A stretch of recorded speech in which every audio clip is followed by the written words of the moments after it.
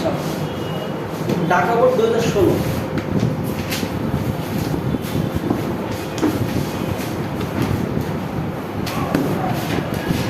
Dhaka board 2016 প্রশ্নটা খেয়াল করে সবাই।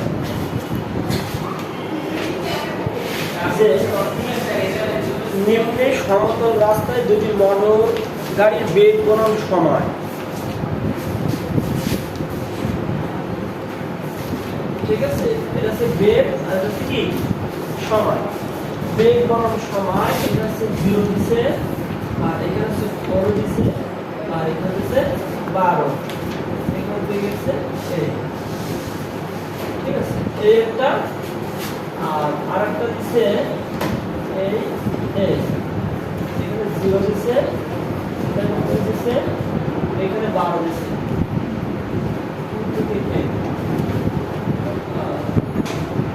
এইখানে 0 দিছে কত 8, আর এই 0 দিছে কত 10। আমার এইটা যাচ্ছে বেগ করার সময় নেই। ঠিক আছে, এটা দ্বিতীয় অধ্যায় ছিল, এটা 3 হলে বাদ হয়ে গেছে।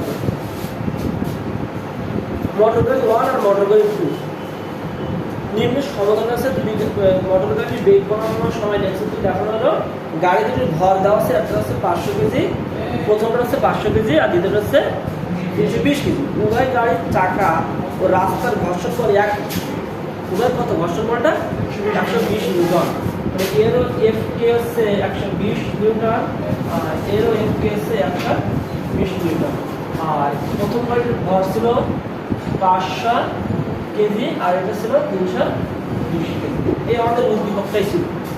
ঠিক আছে, এবার এখানে আমাদের প্রথম নাম্বার প্রশ্ন, যে প্রথম গাড়ি মোটর গাড়ির 5 সেকেন্ডে কত দূরত্ব অতিক্রম করে? প্রথমে 5 সেকেন্ডে অতিক্রান্ত দূরত্ব। তাহলে এখানে মোট কয় সেকেন্ড বলতে পারে? 10 সেকেন্ড। আচ্ছা, এবার এটা খেয়াল করো, দেখো তো এইখান থেকে শুরু করে কোনো বাঁকা বা কোনো কিছু হয়েছে, তার মানে অবশ্যই সুষম ত্বরণ হয়ে গেছে। তার মানে এই সব কি হয়েছে সমান। এই 4 থেকে কত পর্যন্ত 12, 4 থেকে 12। দাগ যদি সোজা আছে তার মানে কি হয়েছে সুষম ত্বরণ হয়ে গেছে। তার মানে কি বেগের কোনো পরিবর্তন হয়নি বা হ্রাস বৃদ্ধি হয়নি। কিন্তু আমার বেগ হচ্ছে কত সেকেন্ডের দূরত্ব? 5 সেকেন্ড। 5 সেকেন্ডের দূরত্ব। তো আমরা জানি যে 5 সেকেন্ড মানে 5 সেকেন্ডের দূরত্ব বের করতে গেলে কি ধরনের কি ছিল? সুষম ধরনের কি ছিল? এই দূরত্ব নির্ণয় সূত্র কি বলতো? If equal ut plus half at square. 5 second, তাই না? তো এখানে ut plus half at square 5 সেকেন্ডে বের করতে যখন আমার কি লাগবে বলো তো? a লাগবে, ত্বরণ লাগবে। a লাগবে কি না? a লাগবে, ত্বরণ লাগবে। তো এখন এটা হচ্ছে কি বেগ, এটা হচ্ছে বেগ, আর এটা হলো কি সময়। এখন ত্বরণ যদি বের করি 5 সেকেন্ডে বলছে, দেখো তো একটু। হ্যাঁ, প্রথম গাড়ি কর্তৃক 5 সেকেন্ডে অতিক্রান্ত দূরত্ব। আমাদের আগে কি বের করতে হবে? ত্বরণ বের করে নিতে হবে। তো এখন ত্বরণ যেটা এখানে যেখান থেকে শুরু হয় সেটা হচ্ছে আদি বেগ, আর যেখানে শেষ হয় সেটা হচ্ছে শেষ বেগ। এই শুরু হয়েছে এখান থেকে 0 থেকে শুরু হয়নি, কিন্তু খেয়াল করো শুরু হচ্ছে কোথা থেকে? 4 থেকে। তাহলে এর আদি বেগ কত? 4 মিটার পার সেকেন্ড। আর যেখানে শেষ হয় 12 তে হয়েছিল, শেষ বেগ 12 মিটার পার সেকেন্ড। আর 4 থেকে 12 কত সেকেন্ড? 10 সেকেন্ড। 4 থেকে 12 কত সেকেন্ড? এভাবে তো দেওয়া আছে নাকি? 4 থেকে 12, 4 থেকে 12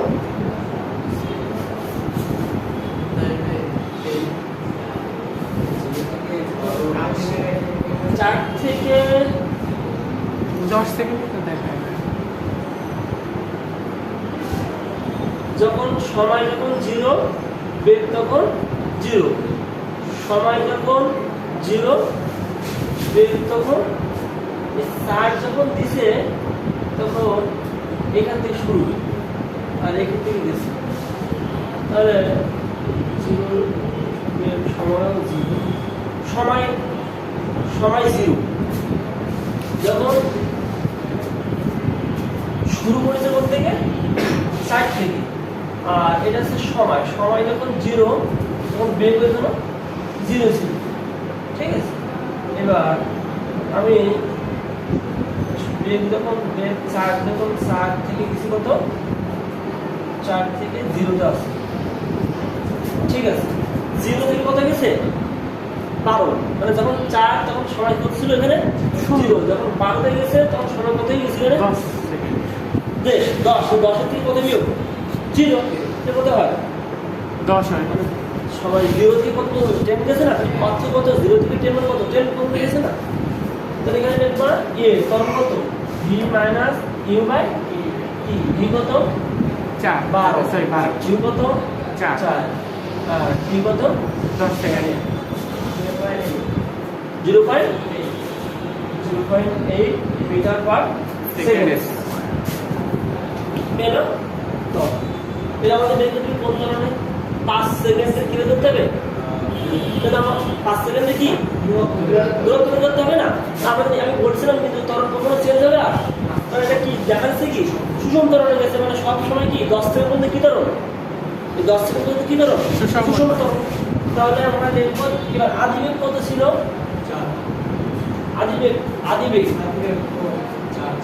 আদিবেগ কি 4, ইউ আর দিবে কত সেকেন্ডে বলো তো, মানে 0 0 তাহলে 0 থেকে কত 5 সেকেন্ড, এখানে বলছে কি প্রথম 5 সেকেন্ডে প্রথম দূরত্ব না, হ্যাঁ ঠিক আছে। তাহলে কত যখন আমরা তরল ধরেছি কত 60 থেকে কত 10 না, তাহলে আদিবেগ কত ছিল 4, টি কত 5 প্লাস হাফ এর কত 2.8 গুণ টি কত 5 এর স্কয়ার 30 মিনিট। হ্যাঁ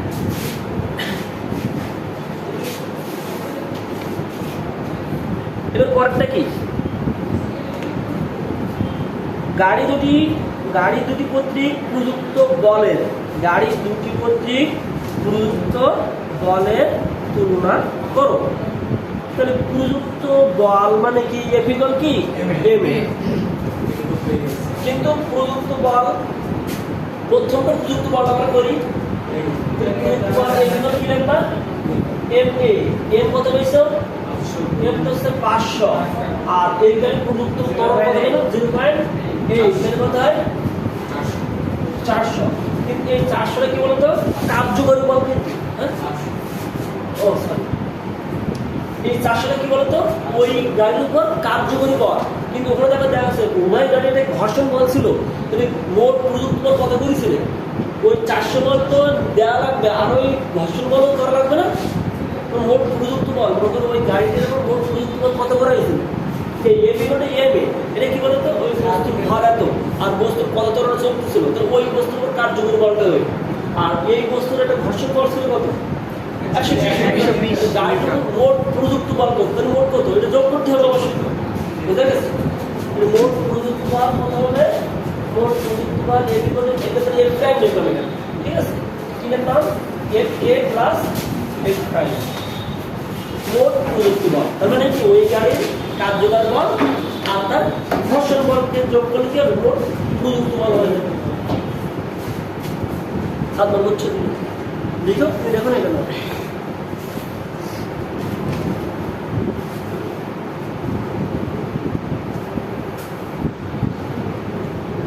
পরেরটা বের করতে হবে সেম ভাবে। কিভাবে বের করবা, পরেরটারও বলের তুলনা করতে হবে। তাহলে এর বল কত বলতো 400 আর 120 কত 520 নিউটন। দ্বিতীয়টারও প্রযুক্ত বল এটা হবে কিনা, এফ ইকুয়াল কি করতে হবে F k plus F prime, উভয়ের এফ কে ঘর্ষণ বল একই দেওয়া ছিল আর কার্যকরী বল কত F equal M A, M যা যদি এ বের করে নেয় পরিষ্কার করে দ্বিতীয়টা এ বের করতে সেম সূত্র A equal V minus A by T, V মানে শেষ হয় কোথায় 12 তে শেষ ছিল বিয়োগ শুরু হয়েছে কোথা থেকে 2 থেকে বাই টি কত 8 সেকেন্ড 1.2 হয়। তাহলে ওই ক্ষেত্রে তরলটা এখানে দিতে হবে এফ কে আছে 120 প্লাস এম কত হচ্ছে 320 গুণ 1.25। এখানে এফ প্রাইম করে জানি আমরা কি এম এ সেই মানটা বসাইছি এটা 520। তাহলে একই বল হবে পরস্পর কি সমান।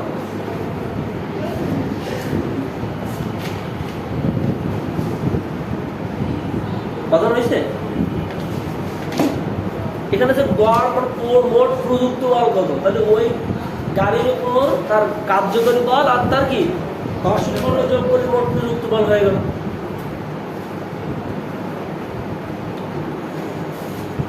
এও 0.8 আছে না 12 মানে 2/8 না 1.25 বললো তো, আরে 5/7 ঠিক আছে।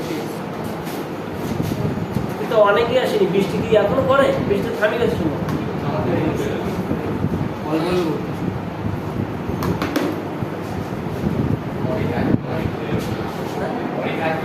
হ্যাঁ ফোন দিছিল অরিক আসলে আর কি সেলিম ফোন দিছিল, জ্বর হয়েছে নাকি। আর রাকিব রাকিব আরো ধরো কি দীপায়ন। এবার বের কর যশোর বোর্ড 2016, যশোর বোর্ড 2016 দুইটা প্রশ্ন আছে, দুইটাই করবো। প্রথম দেখো 8 কেজি ভরের একটি বস্তুকে 0.2 মিটার লম্বা দড়ি দিয়ে, এই প্রশ্নটা পাইছো পাইছো কিনা? হ্যাঁ হ্যাঁ তাহলে আমি উদ্দীপকটা তোমার একটু লিখতে লাগো কি কি আছে যশোর বোর্ড 2016-তে।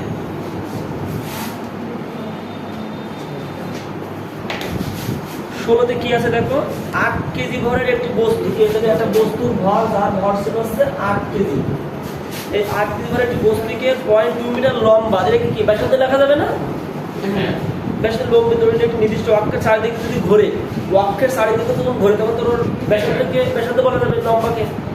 আর কত 2 মিটার, এত মিটার লম্বা দড়ি দিয়ে একটি নির্দিষ্ট অক্ষের চারিদিকে 2 রেডিয়ান পার সেকেন্ড, অবশ্যই কৌণিক বেগ।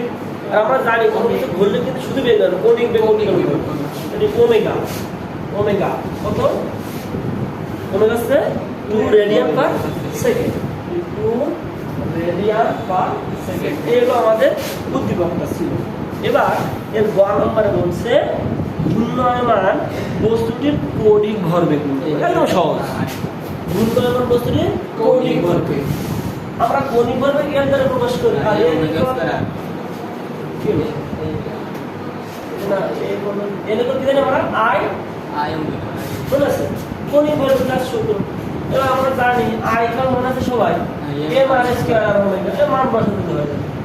8 গুণ 0.2 তার স্কয়ার গুণ কৌণিক ভরবেগ।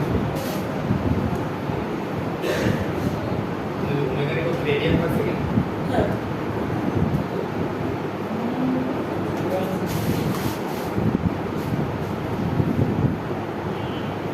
তাহলে সবার মনে আছে, সবার কাছে কি দিচ্ছে মনে বের করে, কি মনে আছে সবার?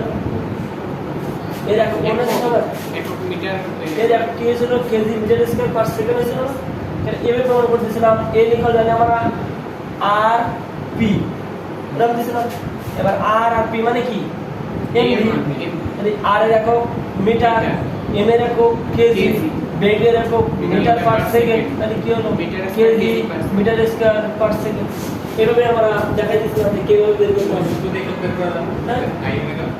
বের করা যায় না,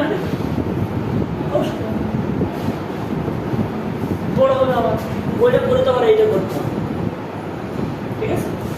KG meter square per second, এটা হচ্ছে কৌণিক ভরবেগের একক।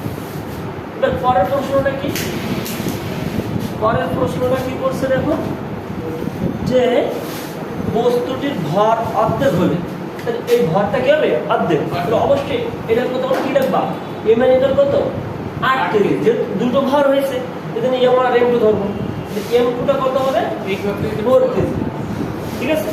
ভর কি অর্ধেক হয়েছে, এম এর একাউন্ট যদি 8 কেজি হয় তাহলে পরের এম টু কত হবে 4 কেজি। তাহলে বস্তুটির ভর অর্ধেক হলে টর্কের কিরূপ পরিবর্তন হবে।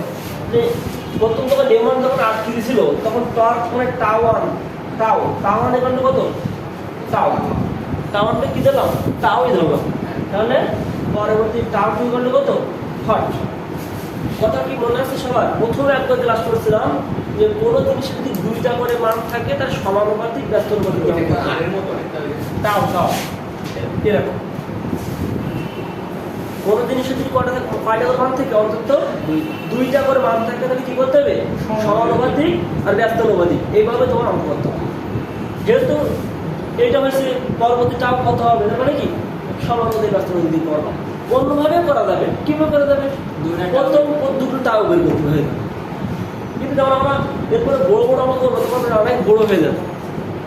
ষষ্ঠ সপ্তম আছে বড় বড় অঙ্ক, যেমন এরকম আছে অঙ্ক জি ইকুয়াল টু gm/r², এইটা বের করতে হবে, পরে আরেকটা বের করতে হবে, তারপর করতে হবে। কিন্তু সমানুপাতিক আর ব্যস্তানুপাতিক করলে একদম সহজ হবে। কিভাবে? এম আর এস আর টাও আছে, তাহলে আমরা জানি বড় টাও সূত্র কি? আই আলফা, এরকম দিয়েছিলাম না? টাও আই আলফা দিয়েছিলাম। তাহলে টাওর সাথে আই এর সম্পর্ক কি? সমানুপাতিক। তাহলে আমরা যেহেতু এখানে এম আছে, এখানে কি আছে?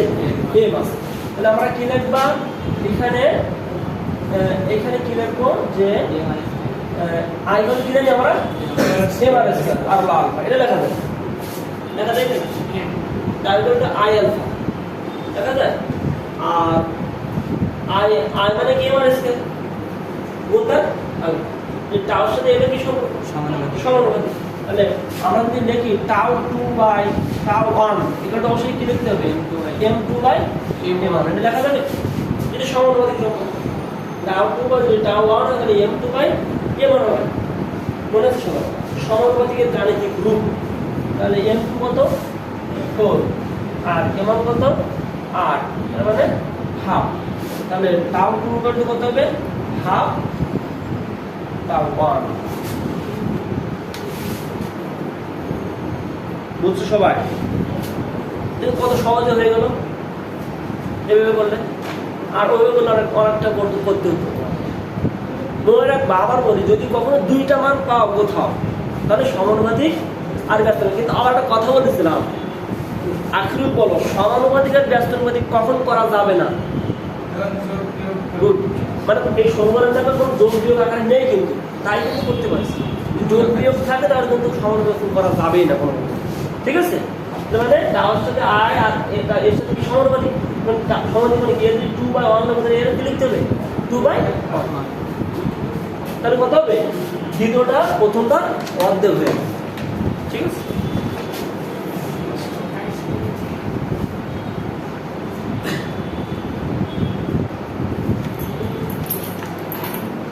চট্টগ্রাম বোর্ড 2016 বের করো।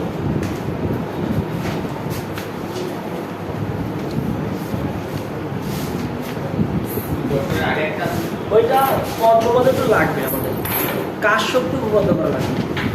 মানে কোনো বস্তুর উপর কৃত কাজ তার গতি শক্তি পরিবর্তনের সময়, ওইটা একটা করে আসি, এখানে করতে হবে।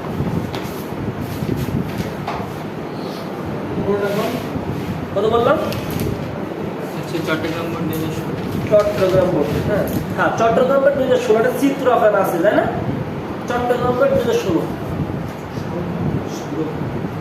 হ্যাঁ, আমরা সব 16 বোর্ড করতে থাকি। একটা চিত্র আছে, 8 মিটার উচ্চতা 0.4 মিটার, ব্যাসার্ধ আছে 100 মিটার। পারছো?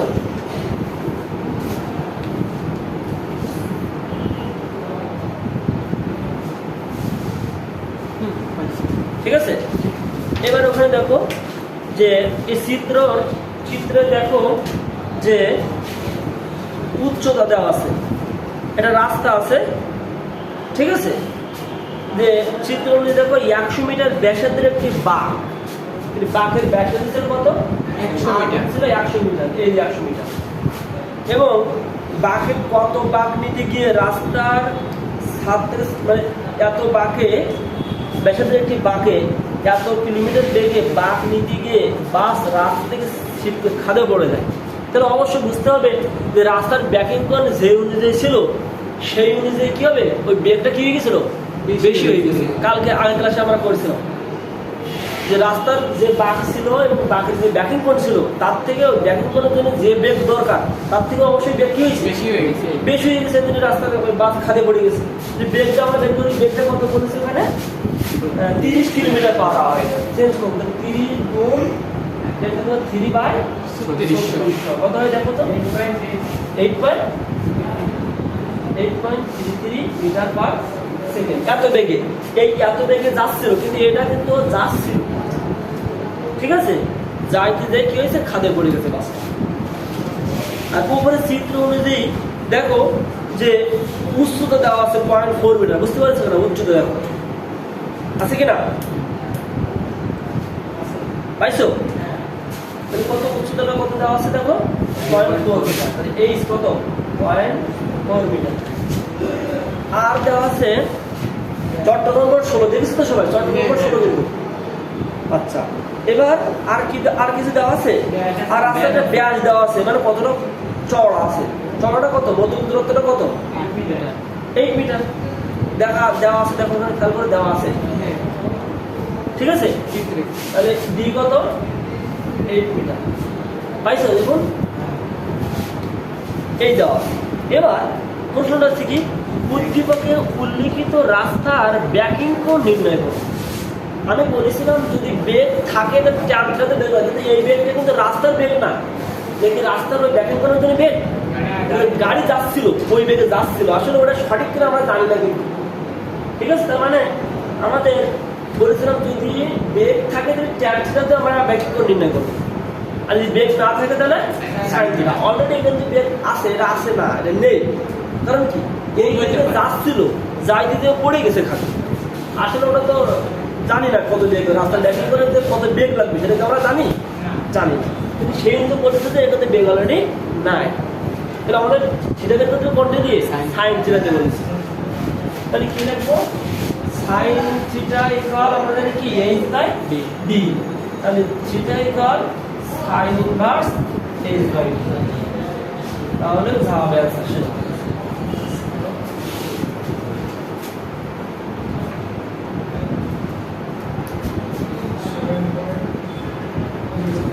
করতেছে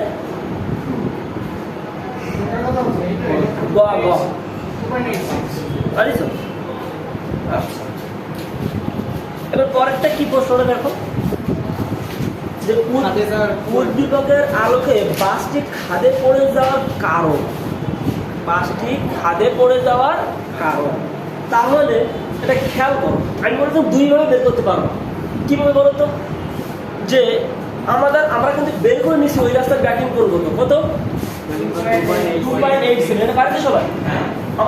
আমরা জানি এই রাস্তার ব্যাকিং করে, এটা ফিক্স রাস্তার দাম কিন্তু ওইখানে আমাদের এই ব্যাকিং কোণ তো চেঞ্জ হবে না, 2.87। এটা কি করতে হবে, এই ব্যাকিং কোণ দিয়ে এই রাস্তার বেগ বের করবো, মানে এই ব্যাকিং কোণ থাকে, এই ব্যাকিং কোণের জন্য ওটা কি বের করবো, বেগ বের করবো, বের করে দেখবো যে আগের বেগের থেকে কম আছে কি বেশি আছে।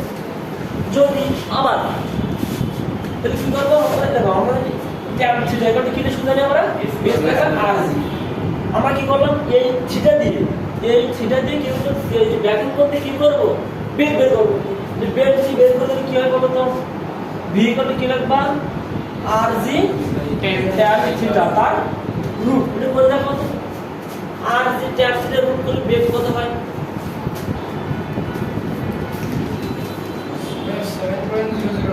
বেগ 7.009 মিটার পার সেকেন্ড। খেয়াল করো, আমরা রাস্তার ব্যাকিং কোণ কত, এই রাস্তার ব্যাকিং কোণ। এবার কোনো গাড়ি যদি ওই ব্যাকিং করে যাইতে চায় তো তার কত বেগ হতে হবে, সর্বোচ্চ বেগ কত হতে হবে, এর বেশি হলে অবশ্যই কি হবে, খাদে ঘটবে, কিন্তু কম হলে সমস্যা নেই, কথা বোঝা গেছে, কম হলে কোনো সমস্যা নেই। দেখো তাহলে আমি যদি রাস্তার ব্যাকিং কোণ এই হয় তাহলে অবশ্যই বেগ কত হতে হবে, 7.009, কিন্তু ওর বেগ ছিল গাড়ি বেগ করছে 8.33, কিন্তু রাস্তা কি করেছে, খাদে।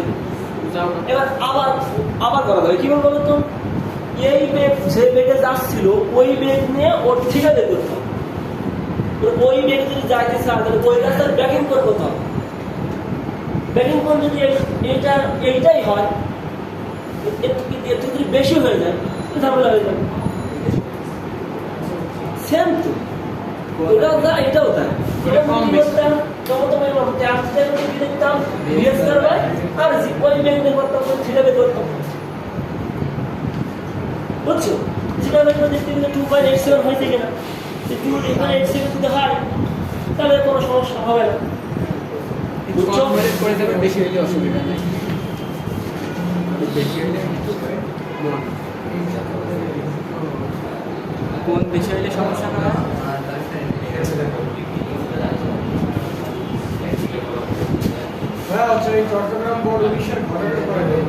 সব করাবো ভাইয়া। আগে আমার 16 শেষ করতে হবে। দিছি? এটা বুঝে নেই তুমি করেছো, এটা করেছো তো? করবো না তো? এটা সব করবা। যেখানে যেগুলো হয় সেগুলো করে নিবো ভাইয়া। এতে কি হবে, উপকার হবে কি, বাসায় গিয়ে না করলেও হবে তখন আপাতত। কোনটা? এখনই এটা ইউটিউবে দিব, কিন্তু কেমিস্ট্রি আসবা, কেমিস্ট্রি ইউটিউবে দিব।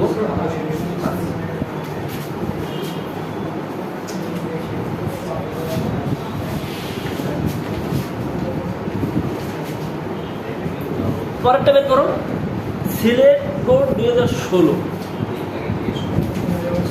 অরিক। এবার তুমি শুরু করো দেখি, সিলেট বোর্ড 2016।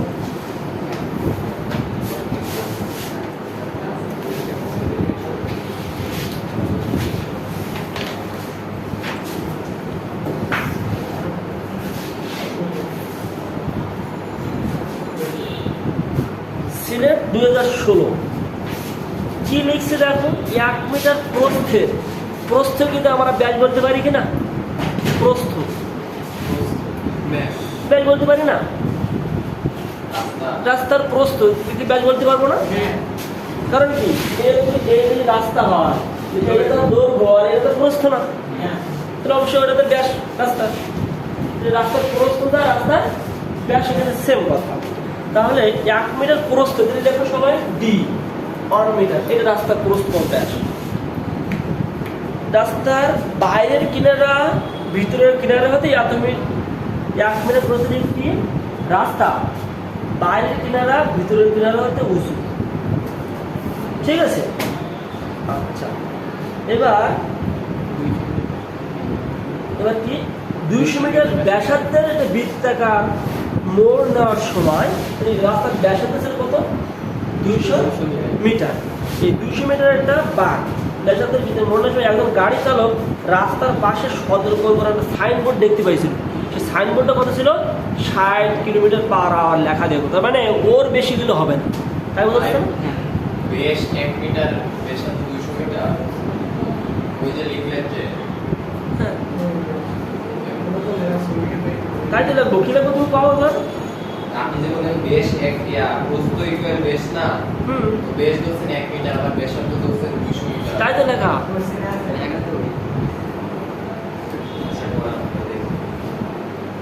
ওই ব্যাস আর ওই ব্যাসের অর্ধেক ওরকম না তো, এটা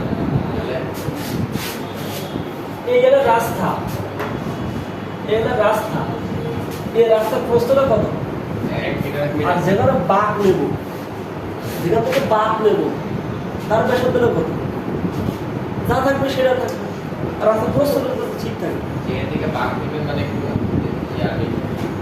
এই রাস্তা না, এটা রাস্তা, এই রাস্তা এটাতে কি বলা হয়, উচ্চতা, সেটা পুরো উচ্চতা। আর এই যেখান থেকে বাঁক নিব এর ব্যাসার্ধ, এইখান থেকে কতটুকু যাচ্ছে, এই ব্যাসার্ধটা কতটুকু, সেটা হচ্ছে 100 মিটার ব্যাসার্ধ। বাঁক নীতি ব্যাস কতটা হবে না, অর্ধেক হবে, কতটুকু হবে রাস্তার ব্যাসার্ধ মানে কতটুকু তুমি বাঁক নিবা, এটাই বলছি বুঝা। আর এইটা তো প্রস্থ বোঝে, রাস্তা প্রস্থ কি বাড়বে না কখনো, কিন্তু ব্যাসার্ধ যতটা বাঁক নেব ততটা তো বাড়বে, বুঝলি। তুমি ধরো বাঁক নিচ্ছে এখান থেকে এই পর্যন্ত, কতটা কত যা বলবে সেটাই।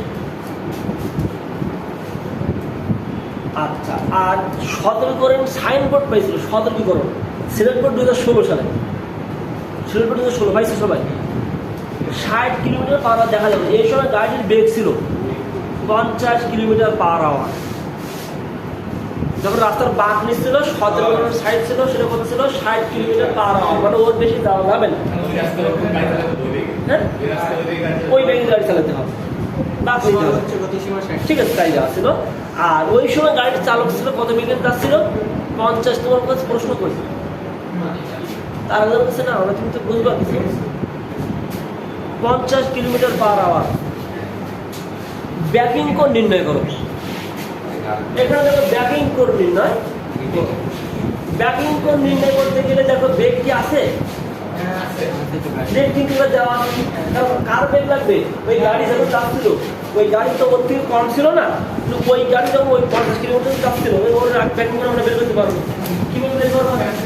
যদি ব্রেক থাকে অবশ্যই চার্জ ব্রেকার কি বিএসকে বাই আরজি। এই গাড়ির ব্রেক ছিল তখন যখন ওই ব্যাকলেস কল করেছিল 50 কিলোমিটার পার আওয়ার বেগে যাচ্ছিল। এটা পাচ্ছে কিনা? কেন? মেইন টপিক মানে যেটা দুইবার সেগুলো দেওয়া ওই কিনেছো না? 740 তাতে রাইট ঠিক যাবে গাইড না টেস্ট করি কেন? এটা ওটা টেস্ট পেপার না, ওটা বিশেষ প্রস্তুতি না। এই টেস্টার তো নেই, টেস্ট পেপার সেটা টেস্ট পেপার আছে অবশ্যই। যদি 20 সালে এটা কিনলাম হয়ে গেল, বিশেষ প্রস্তুতি। তুমি এবার পরীক্ষা দেবা তাদের জন্য কিনেছি। তারপর 50 সেন্টটা আছে একটা দেয়, তাহলে তো অত লাগে না, বোর্ডগুলো করলে হয়ে যায়। হ্যাঁ বোর্ড, তারপর বোর্ডগুলো ঠিক আছে। আছে ওদের সাথে যদি খেয়াল করে দেখো, তাহলে এখানে বের করেছো তোমার এই যে টি দেওয়া আছে, ব্যাটারি দেওয়া আছে, রাস্তার যখন যাচ্ছিল একটা বাঁক নিচ্ছিল তখন ওর বেগ ছিল 50 কিলোমিটার পার আওয়ার ছিল রাস্তা, কিন্তু রাস্তার না ওই গাড়ি। তাহলে গাড়ির ব্যাকিং করে নির্ণয় করতে পারবো রাস্তার। কারণ কি আমরা কিন্তু ওই বেগ নিয়ে করতে পারবো, কারণ কি 60 কিলোমিটার দেখা পাইছিল, তার থেকে কমে চলতেছিল।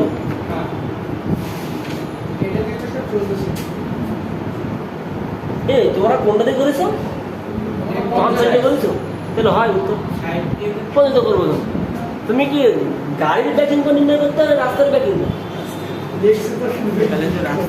ব্যাকিং করে নির্ণয় করবে কি গাড়ির নয় রাস্তা? ও হচ্ছে 50, ও যত 50 অবশ্যই ব্যাকিং করে কি হবে? বাড়ি যাবে না। আমার তো ব্যাকিং করে নির্ণয় করতে রাস্তা সর্বোচ্চটা দিয়ে কত 60 দিয়ে করতে হবে। গাড়ি ব্যাগ দিলে করতে পারি না, কারণ গাড়ি ব্যাগ দিলে তাহলে তো আগে থেকে করতে পারতাম। গাড়ি ব্যাগ দেওয়া ছিল, গাড়ি ব্যাগ দিলে করতে পারবো না। গাড়ি ব্যাকিং করে হবে, রাস্তার ব্যাকিং করে রাখবে, গাড়ি কি ব্যাকিং করবে?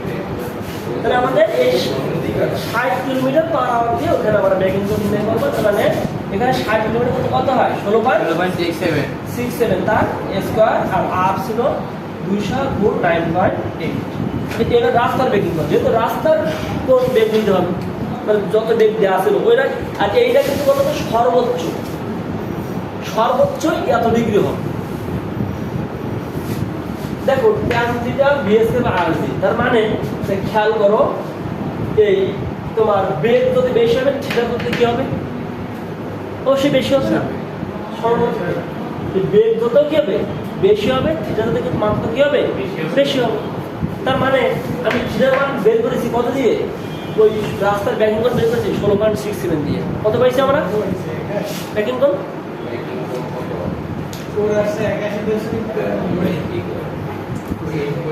কত যে বলো?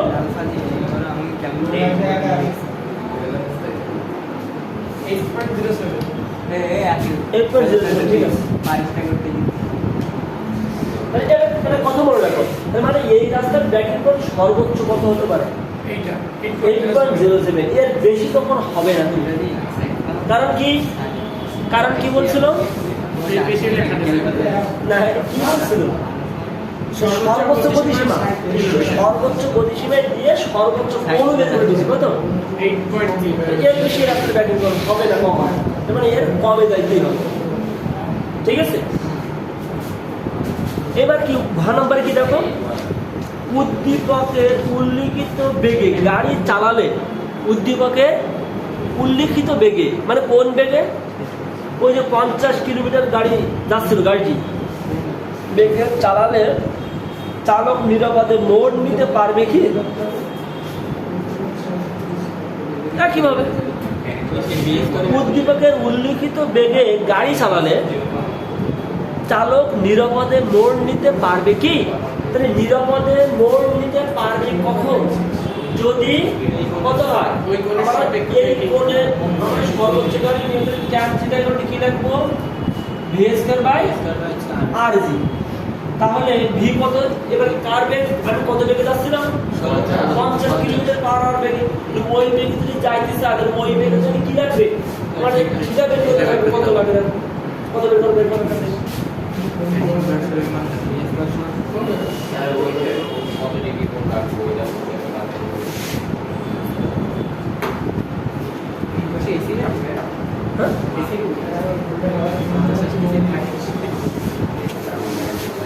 বুঝছো তোমরা? সাদাটা কি বুঝছো তুমি? কেন বলতো? কারণ আমাদের সর্বোচ্চ ওই বেশ সর্বোচ্চ গতিশীল ছিল 60 কিলোমিটার পার। ওই জন্য রাস্তার ব্যাগিং কোণ কত সর্বোচ্চ গেলে সর্বোচ্চ এর বেশি কখন হবে না, কারণ সর্বোচ্চ দিয়ে করে দিছি। তাই এবার রাস্তার কত বেগে 50 কিলোমিটার পার। ওই বেগে দিয়ে এটার ব্যাগিং কোণ বের করবো, তাহলে আমি এটা কিন্তু রাস্তার ব্যাগিং কোণ। আর আমি যখন ওই গাড়ি যখন যাচ্ছিল দেখুন তখন ওই রাস্তার গাড়িটার জন্য কত ব্যাগিং কোণ দরকার দেখুন, এর কি হবে, কম হবে কি বেশি কত দেখুন।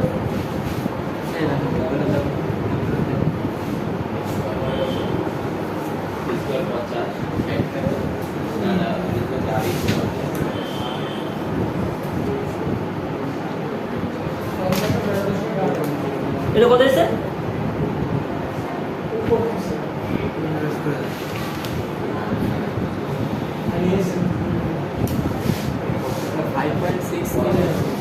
ফাইভ পয়েন্ট সিক্স থ্রি 5.62 তাহলে অবশ্যই নিরাপদে যাইতে পারবে। কারণ সর্বোচ্চ কত ছিল, এর বেশি ওই রাস্তার ব্যাকিং কোণ কত ছিল সর্বোচ্চ 8.07 ডিগ্রি। তাহলে আমি যাইতে পারবোই, কারণ কি রাস্তার ব্যাকিং কোণ থেকে আমার তো ব্যাকিং কোণ কম লাগতেছে, আমার তো বেশি লাগবে না, ঠিক আছে? আমি নিরাপদে বাঁক নিতে পারবে, কোনো দুর্ঘটনা হবে না।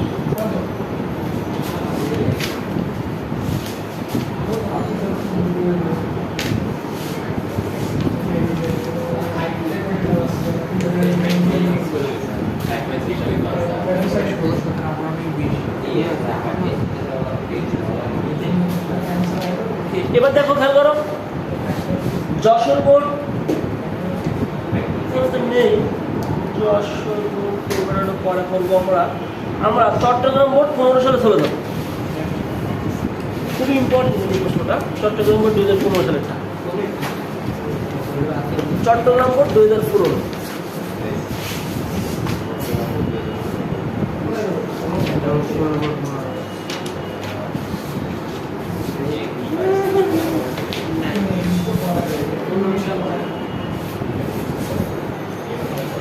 নাই তোমাদের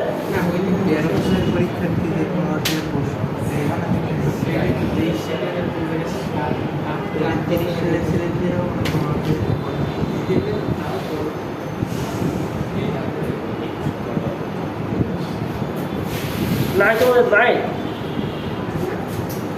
কোন রকম আছে নাই? 19 আছে সবার, 19 আছে সবার, 19 সবার আছে, 19 আছে,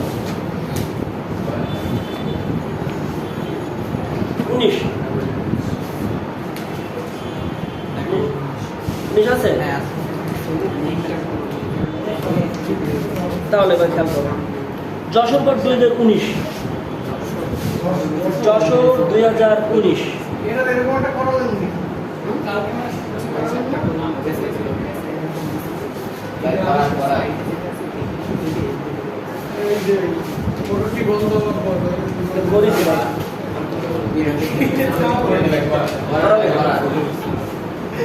আচ্ছা লাস্টটা করি। যশোর বোর্ড 2019 পাইছো? কি লেখা আছে? 1 মিটার এবং এত মিটার দৈর্ঘ্যের দুটি সরু সুষম দণ্ডের ভর দেয় যথাক্রমে 10 কেজি এবং 20 কেজি। তাহলে প্রথমটার দণ্ড কত আর কত? 1 মিটার, আর পরেরটার আর 0.707। এই যে 1 মিটারের মাধ্যমে দৈর্ঘ্যে দুটি সরু সুষম দণ্ডের ভর দেয় যথাক্রমে 10 কেজি আর 20 কেজি। তার মানে এর মান কত? 10 কেজি আর একটু হচ্ছে 20 কেজি। এই যশোর 19। আচ্ছা, উভয় দৈর্ঘ্যের সাথে লম্বালম্বী স্থাপিত এবং মধ্যবিন্দুগামী বাক্যের সাপেক্ষ। এরা তোমার যদি দিছি নাকি এই সূত্রগুলো, যে সরু দণ্ডের সুষম দণ্ডের যদি মধ্যবিন্দুতে হয়, মধ্যবিন্দুতে হয় জড়তাক্রম, মধ্যবিন্দুতে জড়তা ভ্রামক এগুলো আমরা দেখি তোমাদের দেখি জড়তা ভ্রামক লিখে নাও মধ্যবিন্দু জড়তা ভ্রামক I equal to 1/12 ml square 12 মানে 12 হ্যাঁ 1/12 ml স্কয়ার আর K equal to L/√12 চক্রবিশিষ্ট এটা মধ্যবিন্দু দিয়ে কোনো সরু সুষম দণ্ডের অক্ষদক সাপেক্ষে জড়তা ভ্রামক হচ্ছে মধ্যবিন্দু দিতে হয় তাহলে 1/12 ml স্কয়ার আর চক্রের ব্যাসার্ধ L/√12 আর যদি ওই একই প্রশ্ন যদি এক প্রান্ত যদি বলেন এক প্রান্ত দিয়ে যদি বলে এক প্রান্ত দিয়ে জড়তা ভ্রামক তাহলে ভ্রামক তখন I equal to হবে 1/3 ml স্কয়ার 1/3 ml স্কয়ার আর চক্রের ব্যাসার্ধ ঠিক একই হবে L/√3 মানে এখানে L/12 আর L/√3 লম্ব জড়তা মানে কোনা সরু সুষম দণ্ডের লম্ব অক্ষ সাপেক্ষে মধ্যবিন্দু দিয়ে জড়তা ভ্রামক হচ্ছে 1/12 ml স্কয়ার আর এক প্রান্ত দিয়ে 1/3 ml ঠিক আছে এবার তাই বলছে দেখো যে 1 মিটার এবং 0.70 মিটার দৈর্ঘ্যের দুটি সরু সুষম দণ্ড এত কেজি এবং এত কেজি এবং উভয় দৈর্ঘ্যের সাথে দেখো বলেছে উভয় দৈর্ঘ্যের সাথে লম্বন বিস্তাপিত এবং মধ্যবিন্দুগামী বলেছে কিন্তু এবার এখানে কি বলেছে মধ্যবিন্দুগামী ওয়াক্যের সাপেক্ষে প্রতি মিনিটে যথাক্রমে 300 বার আর 360 বার একটা ঘরে প্রথমটা ঘর আসছে কেন 300 বার আর এন তো হচ্ছে 360 বার এটা 360 বার একটি মোটরের সাহায্যে সমকোণীভাবে ঘুরছে মোটরটি বন্ধ হয়ে গেলে এবার মোটরটি কি হয়েছে বন্ধ হয়ে গেছে বন্ধ হয়ে গেলে প্রথম দণ্ডটি 20 সেকেন্ড সময়ের মধ্যে থেমে যায় এবারে সুইচ বন্ধ করার ওই এমনি মানে বন্ধ হয়ে গেছে প্রথমটা যখন বন্ধ হয়ে গেছে কত সেকেন্ড মধ্যে থেমে গেছিল ও সরি এটা লেখা হয়নি কিন্তু এটা কিন্তু তাহলে এর কত টি অন কত 60 সেকেন্ড এর টি কত 60 সেকেন্ড মানে প্রতি মিনিটে এতবার ঘুরছিল এবার কি করেছে মোটরটা কি গেছে বন্ধ হয়ে গেছে বন্ধ হয়ে যাওয়ার পরে কি বলছে প্রথম দণ্ডটি 20 সেকেন্ড সময়ের মধ্যে থেমে যায় তারপরে প্রথম দণ্ডটি টি কত সেকেন্ড 20 সেকেন্ড এই টি আর এই টি লাগে না এটা ওই টি মানে ওই এত সেকেন্ড অতবার ঘুরতেছিল আর মোটর বন্ধ হওয়ার পর থেমে যাচ্ছে সেই টি কিন্তু না মোটর বন্ধ হওয়ার 20 সেকেন্ড পর থেমে গেছিল এবারে কি প্রথমটার ওমেগা এ ভেতর কত 0 আমরা বলবো যে ঘড়িটা কি কোন ইকুইল ঘরে প্রথমটা তো ঘুরতেছিল কয় সেকেন্ড পর থেমে গেছিল কি হয়ে গেছিল 0 হয়ে গেছিল আচ্ছা তাহলে এবার আমাদের কি করতে হবে প্রশ্নে কি করেছে যে মোটরটি বন্ধ হয়ে যাওয়ার পর প্রথম দণ্ডটি কতবার পূর্ণ সম্পন্ন করবে ও সে মানে কতবার ঘুরবে কালকে বলছিলাম কতবার ঘুরবে তাহলে কতবার ঘুরবে শুধু কি এর মানে কি দিছিলাম θ/2 পাবে কতবার ঘুরবে মানে আমি যদি 2 সেকেন্ডে সে ঘুরছে তো অনেকবার ওই কতবার আর কত কোণিক দূরত্ব সে অতিক্রম করেছে ঠিক আছে তাহলে কতবার ঘুরবে মানে কি θ/2 পাবে সেটা আমাদের বের করে নিতে হবে সেটা সূত্র আমি আবার কালকে দিয়েছিলাম মনে আছে omega not plus omega F by 2 into T এরকম দিয়েছিলাম কিউ এটা কি হবে সূত্র এই সূত্র এ সিঙ্গেল কি জানি U plus V by 2 into T শুধু ওমেগা এই ওমেগা যেতে ওমেগা দিতে হয় মানে ওমেগা আদি ব্যক্তি ওমেগা নট শেষ ব্যক্তি ওমেগা ফিনিশ আর 2 কে 2 আর 3 কে 3 তাহলে যে আমার ওমেগা নট কি আছে ওমেগা নট কিন্তু নেই এরকম নিতে হবে এবার আমাদের ওমেগা নট মানে ওই 40 সেকেন্ড এতবার ঘুরতেছিল তখন আদি ব্যক্তি কত ছিল ওইটা বের করে নিতে পারবো তো আমরা জানি কি ওমেগা নট কি লিখবা 2 পাই n বাই t মনে আছে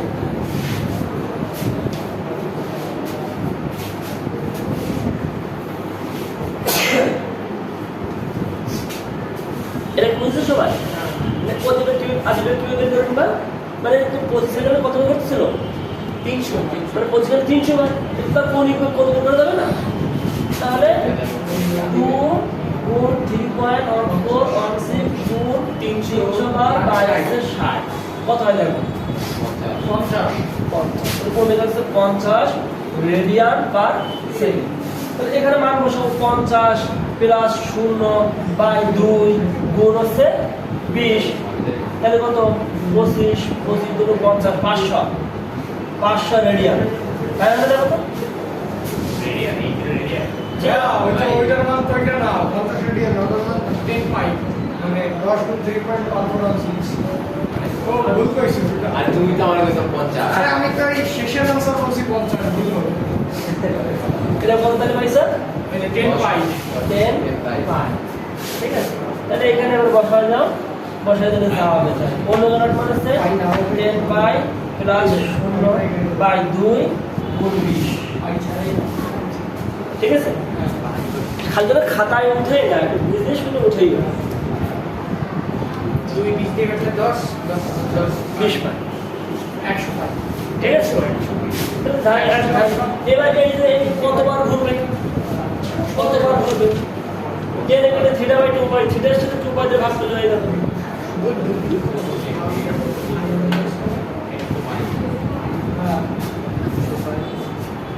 এইটা 5 পাই। তাহলে কত করবো 50 বার করবো, ঠিক আছে। 50 মোটর বন্ধ হওয়ার পরে প্রথম পাখাটি ওই যে মানে যে বেগে ঘুরতেছিল ওই বেগে ঘোরার কারণে সে থেমে যাওয়ার মোটর বন্ধ হওয়ার সাথে সাথে কতবার ঘুরবে থেমে যাবে। এবার পরের প্রশ্নটা কি, যে ঘূর্ণায়নরত দণ্ডটির কৌণিক গতিশক্তির তুলনা, এই যে কয়টা দুইটা জিনিস ঘুরতেছিল না, কিন্তু কোন অক্ষের সাপেক্ষে মধ্যবিন্দু প্রান্ত কিন্তু দিয়ে বলো তো আগে মধ্যবিন্দুতে ঘুরতেছিল কয়টা, দুইটা জিনিস ঘুরতেছিল। এবার ওইটা ঘূর্ণায়ন গতিশক্তির তুলনা করো, মানে ঘূর্ণায়ন গতিশক্তি মানে প্রথমটা ঘূর্ণায়ন গতিশক্তি কত আর দ্বিতীয়টা ঘূর্ণায়ন গতিশক্তি কত, বোঝা গেছে। তো এইখানেও যেহেতু দুইটা করে মান দেওয়া আছে না, এরও কিন্তু আমরা সমানুপাতিক ব্যর্থবাদী করতে পারবো। কিভাবে করবো দেখো, আর যদি করেন না আমি বুঝি না এখন পরে বুঝবো, তাহলে একবারে ঘূর্ণায়ন গতিশক্তি এর বের করবা ওর বের করবা, তুলনা করবো। তাহলে ঘূর্ণায়ন গতিশক্তি আমি দিয়েছিলাম ই কে, এখানে দিয়েছিলাম হাফ আই ওমেগা স্কয়ার, এটা ঘূর্ণায়ন গতিশক্তি। তো ওমেগা অলরেডি প্রথমটা আমরা বের করে নিয়েছি কিনা, তাহলে এই হাফ গুণ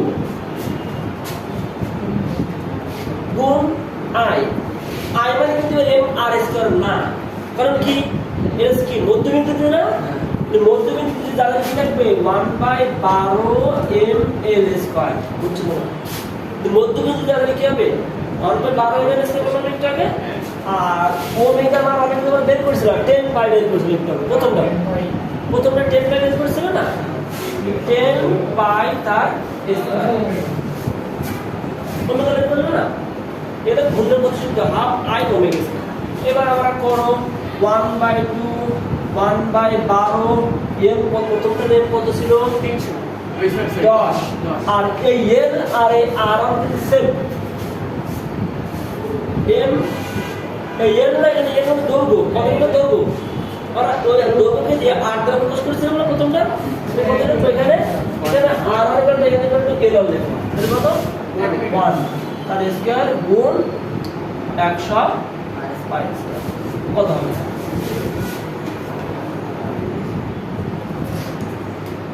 বুঝছো। এটা ঘূর্ণায়ন গতিশক্তি প্রথমটা। ঠিক একইভাবে দ্বিতীয়টার ঘূর্ণায়ন গতিশক্তি ই কে 1 এটা সি কে 2 দিলাম, তাহলে কি লিখবা half I omega square, half এটাও কিন্তু মধ্যবিন্দুতে, যদি এটা প্রান্ত বিন্দু 1/3 লিখবা, দুটোই কি মধ্যবিন্দু বলছিল না, 1/12 এম এল স্কয়ার গুণ এটা কিন্তু মান আমরা বের করি নাই, এজন্য ওমেগা সূত্র লিখবা 2 পাই n/3 তার স্কয়ার, যেটা দ্বিতীয় ক্ষেত্রে মান করে নিব। এবার বসাও 1/2 1/2 গুণ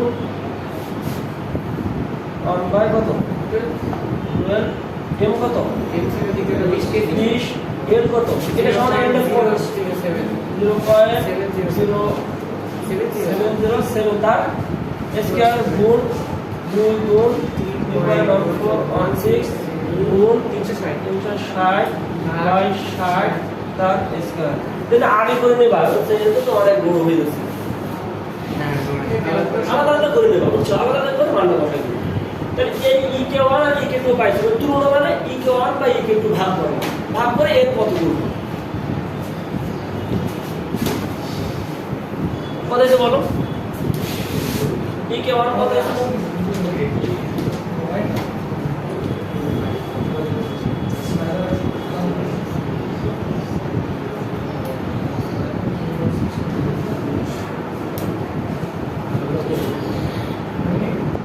প্রথমটা আসলে হচ্ছে 411 আর পয়েন্ট 411 11.23 আর পরেরটা হচ্ছে 592 592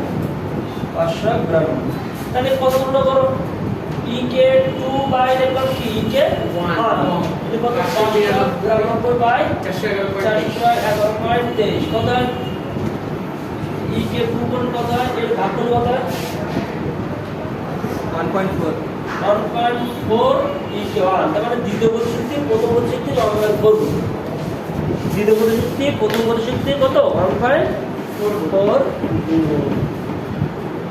এখানে কিন্তু উল্টো হয়ে গেল কেন এই যে 0.69 গুণ হয়েছে কেন 0.69 না ঠিক আছে ওরা সে ek1 বাই ek2 লিখছে